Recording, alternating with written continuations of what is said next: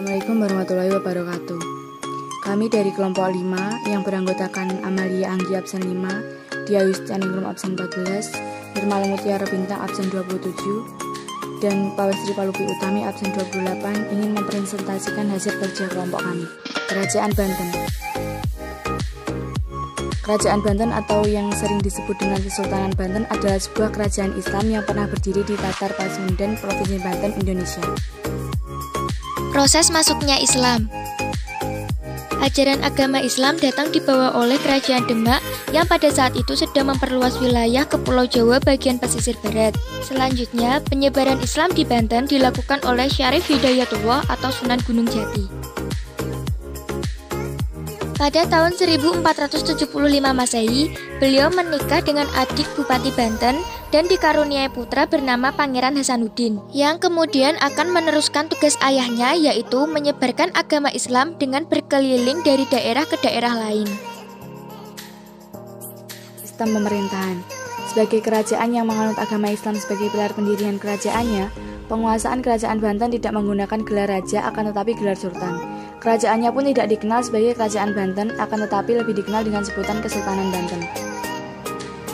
Berikut beberapa sultan yang terkenal membawa kejayaan pada Kerajaan Banten. 1. Sultan Maulana Hasanuddin pada tahun 1552 sampai 1570. Beliau merupakan raja pertama yang memimpin Kerajaan Banten. Di bawah pemimpinannya, Kerajaan Banten berkembang menjadi pusat perdagangan. 2. Panembahan Yusuf. Beliau memimpin pada tahun 1570 sampai 1580. Beliau merupakan raja yang paling disegani karena dapat memperluas kekuasaan Banten di daerah Jawa Barat termasuk Pajajaran. 3. Maulana Muhammad. Beliau memimpin pada tahun 1580 sampai 1596. Di bawah pimpinannya, beliau berhasil memperluas wilayah kekuasaannya yang diteruskan ke Sumatera dan berusaha menguasai daerah yang banyak menghasilkan lada seperti Lampung, Bengkulu, dan Palembang. 4. Sultan Abdul Fattah atau Sultan Ageng Tirtayasa. Beliau memimpin pada tahun 1651 sampai 1682. Di bawah pimpinannya, Kerajaan Banten mengalami puncak keemasannya karena sebagai daerah maritim, Banten menjadi pusat perdagangan.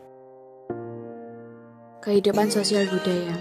Kerajaan Banten merupakan kerajaan Islam, sehingga kehidupan sosial mereka menganut ajaran Islam. Masyarakat Banten juga terdiri dari berbagai etnis. Hal ini dapat dibuktikan dengan corak bangunan istana yang beragam. Kehidupan ekonomi Kerajaan Banten. Kehidupan ekonomi Kerajaan Banten di bawah pimpinan Sultan Ageng Tirtayasa sangat baik karena menjadi bandar perdagangan dan pusat penyebaran agama Islam. Akhir Kerajaan Banten. Setelah masa pemerintahan Sultan Ageng Tirtayasa berakhir, banyak terjadi konflik di dalam kerajaan. Hal ini disebabkan karena adanya perselisihan antara Sultan Ageng Tirtayasa dan Sultan Haji anaknya. Dan celah tersebut dimanfaatkan oleh pihak VOC untuk mengadu domba. Dan Kerajaan Banten. 1. Istana Keraton Surosawan. 2. Danau Tasikardi. 3. Benteng. 4. Majika Agung Banten. 5. Meriam Ki Amuk. 6. Istana Keraton Kaibon. Kerajaan Cirebon. Lokasi Kerajaan Cirebon. Kerajaan Cirebon atau bisa disebut dengan Kesultanan Cirebon berlokasi di pantai utara Pulau Jawa yang menjadi perbatasan antara wilayah Jawa Tengah dan Jawa Barat. Proses masuknya Islam. Agama Islam di kota Cirebon dibawa oleh Syarif Hidayatullah pada 1470 Masehi dan mengajarkan Islam di Gunung Sembung bersama Haji Abdullah Iman atau Pangeran Cakrabumi. Sistem pemerintahan. Cirebon adalah daerah kecil di bawah kekuasaan Pangkuan Pajajaran. Raja Pajajaran yaitu Prabu Siliwangi menempatkan seorang juru labuhan yaitu Pangeran Walangsungsang yang masih memiliki hubungan darah dengan beliau. Ketika berhasil memajukan Cirebon, Pangeran Walangsungsang sudah masuk Islam. Akan tetapi yang berhasil meningkatkan statusnya menjadi sebuah kesultanan adalah Syarif Hidayatullah atau Sunan Gunung Jati. Sunan Gunung Jati kemudian diyakini sebagai pendiri dinasti raja-raja Kesultanan Cirebon dan Kesultanan Banten, serta penyebar agama Islam di Jawa Barat. Setelah Sunan Gunung Jati wafat, terjadilah kekosongan jabatan pimpinan tertinggi Kerajaan Islam Cirebon.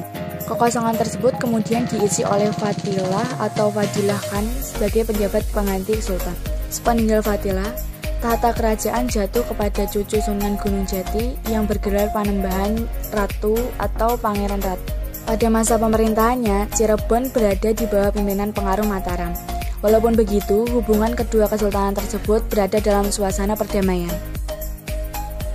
Kehidupan sosial dan budaya. Cirebon berasal dari kata caruban yang artinya campuran. Diperkirakan masyarakat Cirebon merupakan campuran dari berbagai kelompok yang sudah masuk Islam. Kehidupan ekonomi Kesultanan Cirebon. Sebagai sebuah kesultanan yang terletak di wilayah pesisir Pulau Jawa, Cirebon mengandalkan perekonomiannya pada perdagangan jalur laut. Akhir Kerajaan Cirebon.